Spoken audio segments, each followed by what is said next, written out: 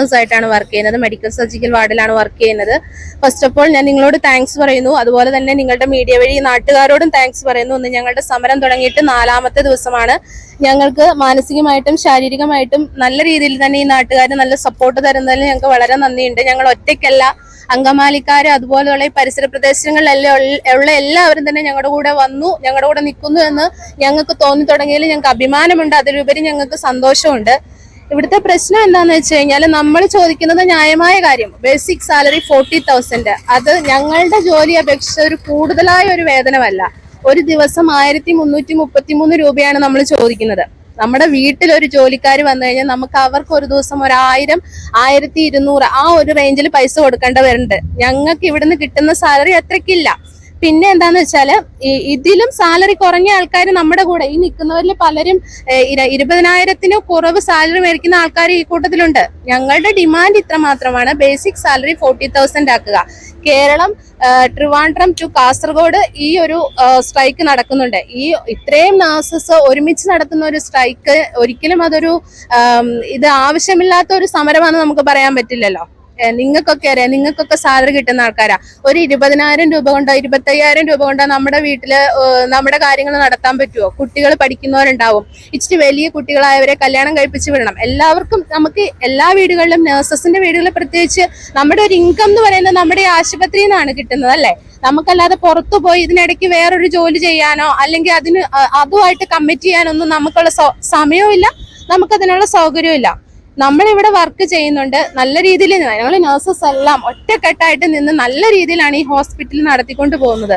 അപ്പം അതിന് പറ്റിയ അതിന്റെ ഒരു റെമ്യൂണറേഷൻ ഞങ്ങൾക്ക് ജീവിക്കാൻ, ഈ സമൂഹത്തിൽ നിലനിന്ന് പോവാൻ, മറ്റുള്ളവരെ കൂട്ട് ആത്മാഭിമാനത്തോടു കൂടി ഞങ്ങൾക്ക് ജീവിക്കാനും ഞങ്ങളുടെ കുട്ടികളെ വളർത്താനും ഞങ്ങളുടെ കാര്യങ്ങൾ നേടാനും മാത്രമുള്ള ഒരു 40,000 ആണ് നമ്മൾ ചോദിച്ചുകൊണ്ടിരിക്കുന്നത്.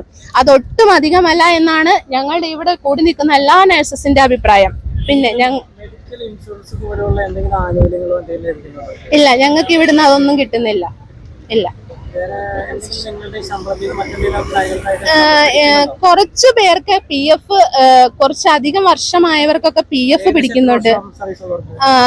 ഒരു 15 വർഷമൊക്കെ സർവീസ് ഉള്ള. ഇല്ല, അങ്ങനെ പറഞ്ഞു വിടുന്നൊന്നുമില്ല. 15 വർഷമൊക്കെ ആയവർക്ക് PF കാര്യങ്ങളൊക്കെ പോകുന്നുണ്ട്. പിന്നെ ഒരു 25,000 താഴെ, അതായത് 20,000 താഴെ സാലറി ഉള്ളവർക്ക് ESA പോലുള്ള ആനുകൂല്യങ്ങളുണ്ട്. അതിന് നടുക്ക് ഇടയ്ക്കുള്ളവർക്കൊന്നും ഇല്ല. അപ്പം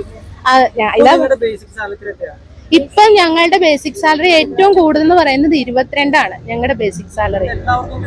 ഇല്ല, അതും ഡിഫറെന്റ് കാറ്റഗറിയാണ്. അത് ഇയർ അനുസരിച്ചാണ്, ഇയർ ഓഫ് എക്സ്പീരിയൻസ് അനുസരിച്ച് കാറ്റഗറിയിൽ വ്യത്യാസം വരുന്നുണ്ട്. അത് നിങ്ങളുടെ മാനേജ്മെന്റ് ഇപ്പോൾ നടത്തിയ ചർച്ചയിൽ പറഞ്ഞിരിക്കുന്നത് ഞങ്ങളത് കൊടുക്കാൻ തയ്യാറായിരുന്നു, അപ്പോഴേക്കും നിങ്ങൾ സമരത്തിന് പോയി എന്നാണ് പറയുന്നത്. അതൊരു വ്യാജമാണോ? ഞങ്ങളോട് പറഞ്ഞിട്ടില്ല, നോട്ടീസ് കൊടുത്തിട്ടില്ല, കൊടുക്കാതെ തന്നെ അനിശ്ചിതകാല സമരത്തിലേക്ക് പോയി എന്നൊരു വ്യാജപരമാണ്. ഒരിക്കലും നമ്മള് വിത്തൗട്ട് നോട്ടിഫിക്കേഷൻ ഒരാളും സമരത്തിലോട്ട് ഇറങ്ങത്തില്ല. UN യുണൈറ്റഡ് നഴ്സസ് അസോസിയേഷൻ എന്ന് പറയുന്ന ഒരു വലിയ പ്രസ്ഥാനമാണ്. അത് ഈ കേരളത്തിൽ മാത്രമല്ല, ഇന്ത്യയിൽ മാത്രമല്ല, ഔട്ട്സൈഡ് ഇന്ത്യയിൽ പോലും ഇത് വലിയൊരു സംഭവമാണ്. അപ്പൊ അങ്ങനെ രജിസ്റ്റേർഡ് ആയിട്ടുള്ള ഒരു അസോസിയേഷൻ ഒരിക്കലും വിത്തൗട്ട് നോട്ടിഫിക്കേഷൻ ഒരു സ്ട്രൈക്കിന് ഇറങ്ങത്തില്ല.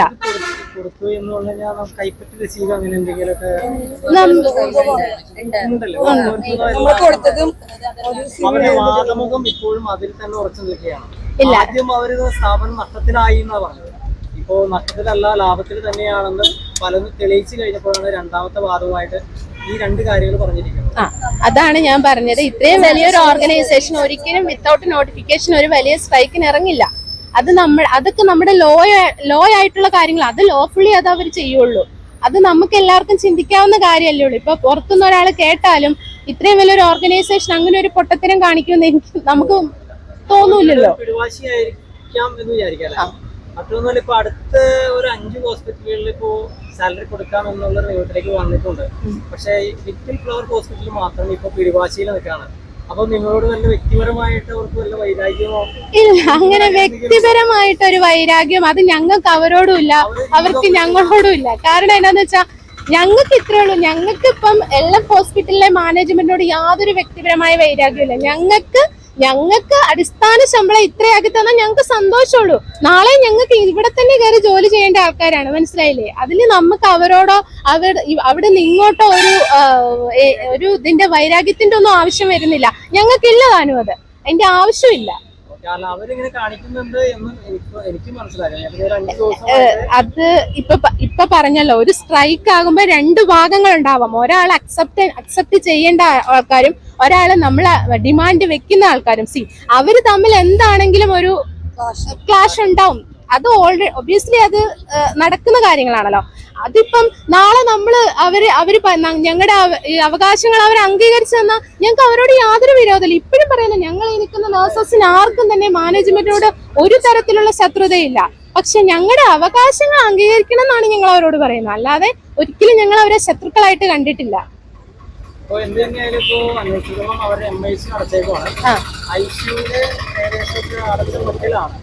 എങ്കിലും പുറത്തുനിന്ന് ലിസി ഹോസ്പിറ്റൽ അടക്കമുള്ള ഹോസ്പിറ്റലിൽ നിന്ന് 1500-2000 രൂപ സാലറിക്ക് ഡെയിലി വേജസിന് ഇപ്പൊ നഴ്സുമാരെ എടുത്തുകൊണ്ടാണ് അവർ പ്രവർത്തനം പോയിക്കൊണ്ടിരിക്കുന്നത്. അപ്പോ അവർ എന്തോ രണ്ടും കൽപ്പിച്ച പോലെ, അതെന്തോ വാശി പോലെ തന്നെയാണ് ചില ഹോസ്പിറ്റലിൽ നിങ്ങളോട് കാണിക്കുന്നത്. അപ്പൊ ആ 2000 രൂപ നിങ്ങൾ ചോദിക്കുന്നില്ല, 1330 രൂപ മാത്രം. അവിടെയാണ് അവിടെ 1330 പ്രശ്നം ഇവിടെ അവസാനിക്കുകയാണ്. നാളെ മുതൽ പോയിക്കൊണ്ടിരിക്കുകയാണ്. ഇപ്പൊ എനിക്ക് തോന്നുന്നു ഐക്കർ യൂണിറ്റ് അടക്കമുള്ള യൂണിറ്റുകളിൽ ഒരു ഡോക്ടർ 20 പേഷ്യന്റ് വെച്ച് ഓപ്പറേഷൻ ചെയ്യേണ്ടത് 1ലേക്ക് ചുരുങ്ങി. അപ്പൊ നഷ്ടത്തിലാണ് ഈ സ്ഥാപനം ഇപ്പൊ. അപ്പോഴും അവർ വാശി കാണിക്കാണ്. അതുകൊണ്ടാണ് ഞാൻ അങ്ങനെ ചോദ്യം ഉന്നയിക്കാൻ കാരണം. സാറ് ചോദിച്ചത് ഞങ്ങൾക്ക് മനസ്സിലാവുന്നുണ്ട്. അതിന്റെ ഉത്തരവാണ് പറയുന്നത്. ഞങ്ങൾക്ക് അവരോട് ഒരു തരത്തിലുള്ള വാശിയോ വൈരാഗ്യമോ ശത്രുതയോ ഒന്നും തന്നെ ഇല്ല. നാളെ ഞങ്ങൾ ജോലിക്ക് കയറിയാൽ ഈ പറയുന്ന കാര്യങ്ങളൊക്കെ അവിടെ കഴിഞ്ഞു. പിന്നെ നമ്മൾ ജോലിക്ക് കയറിയാൽ വളരെ സൗഹൃദപരമായിട്ട് ഞങ്ങൾ ജോലിക്ക് പോകും. അല്ലാണ്ട് നമ്മൾ അവിടെ ചെന്ന് അവരോട് ഭീഷണിയോ അല്ലെങ്കിൽ അവർ ഞങ്ങളെ ഭീഷണിയോ ഒന്നുമില്ല. പിന്നെ ഞങ്ങൾക്ക് ഞങ്ങളുടെ പേഷ്യന്റ് ഞങ്ങൾ ആ ഒരു രീതിയിലെല്ലാം മറന്നു. നാളെ ഞങ്ങൾക്ക് ഈ അവകാശം കിട്ടിയാൽ ഞങ്ങൾ നാളെ ഡ്യൂട്ടിക്ക് കയറാൻ ഞങ്ങൾ തയ്യാറാണ്. അത് ഞങ്ങൾ അവരുടെ ഇടയ്ക്ക് ഒരു വൈരാഗ്യത്തിനോ ഞങ്ങളുടെ ഇടയ്ക്ക് ഒരു വൈരാഗ്യത്തിനോ കാരണമല്ല. പിന്നെ അങ്ങനെ 2000 രൂപ കൊടുത്ത് ആൾക്കാരെ ഇറക്കുന്നു, അല്ലെങ്കിൽ ഞങ്ങൾ ചോദിക്കുന്നത് 1333 രൂപ, അവര് 2000 രൂപ കൊടുത്ത് ആൾക്കാരെ ഇറക്കുന്നുണ്ടെങ്കിൽ അത് അവരുടെ ഒരു അത് ഞാൻ പറഞ്ഞില്ലേ, അതാണ് ഞാൻ പറഞ്ഞത്. രണ്ട് ഓപ്പോസിറ്റ് സൈഡാണ്. പക്ഷെ ആ സമയത്ത് മാത്രമേ ഉള്ളൂ അത് ഇപ്പോഴും ഞങ്ങൾക്ക് അവരുമായിട്ട് യാതൊരു ശത്രുതയില്ല. ഈ നിമിഷം അവര് ഞങ്ങളുടെ ഡിമാൻഡ് സ്വീകരിച്ച് നിങ്ങൾ ഡ്യൂട്ടിക്ക് കയറാൻ പറഞ്ഞാൽ ഞങ്ങൾ ഇപ്പൊ ഡ്യൂട്ടിക്ക് കയറും. ഞങ്ങൾക്ക് അങ്ങനത്തെ ബുദ്ധിമുട്ടുകളും കാര്യങ്ങളും ഒന്നുമില്ല. ബേസിക് സാലറി 40,000, അതാണ് ഞങ്ങളുടെ ഡിമാൻഡ്. ന്യായമായ ആവശ്യമാണ് അത്. കാരണം ഇപ്പൊ ഈ കഴിഞ്ഞ ദിവസം ഗ്യാസിന് 60 രൂപ കയറിയില്ലേ ഇല്ലേ? അപ്പം ഇതൊക്കെ നമ്മുടെ വീടുകളിൽ നിന്ന് കൊടുക്കണ്ടേ? ഞങ്ങളിപ്പോ നേഴ്സാന്ന് പറഞ്ഞു കഴിഞ്ഞാൽ ഗ്യാസ് ഒന്നും ചുമ്മാ വന്നിട്ട് പോകില്ലല്ലോ. ഞാനിപ്പോ LF വർക്ക് ചെയ്യുന്നു, അല്ലെങ്കിൽ ഞാനിപ്പോ അപ്പോളോയിൽ വർക്ക് ചെയ്യുന്നു, അല്ലെങ്കിൽ ഞാനിപ്പോ ലിസി വർക്ക് ചെയ്യുന്നു. അയ്യോ എന്നാ സിസ്റ്ററെ 60 രൂപ വേണ്ടാന്ന് പറഞ്ഞാൽ ആരും പോണില്ല. എല്ലാവരും നമ്മുടെ അടുത്ത് നിന്ന് കൂടുതലല്ലേ മേടിക്കണേ. അതനുസരിച്ച് ഞങ്ങളുടെ സ്റ്റാൻഡേർഡ് ഓഫ് ലിവിങ്ങും കൂടണ്ടേ? അതാണ് ഞങ്ങൾ ഉദ്ദേശിക്കുന്നുള്ളൂ.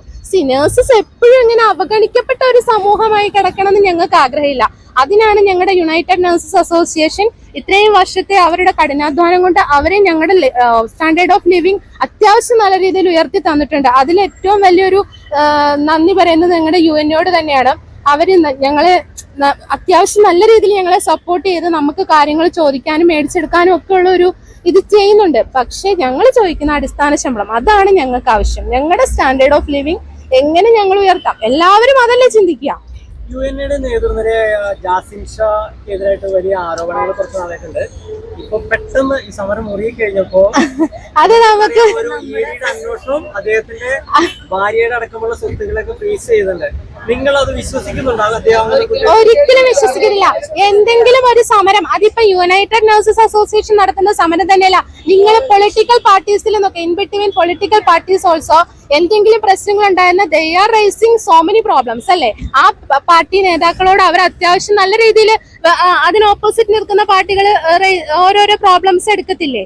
അത് തന്നെ ഞങ്ങൾക്കുള്ള, അല്ലാതെ ഞങ്ങൾ ഞങ്ങളുടെ UN പ്രസ്ഥാനത്തെ പൂർണ്ണമായും വിശ്വസിക്കുന്നുണ്ട്. അങ്ങനെ ഒരു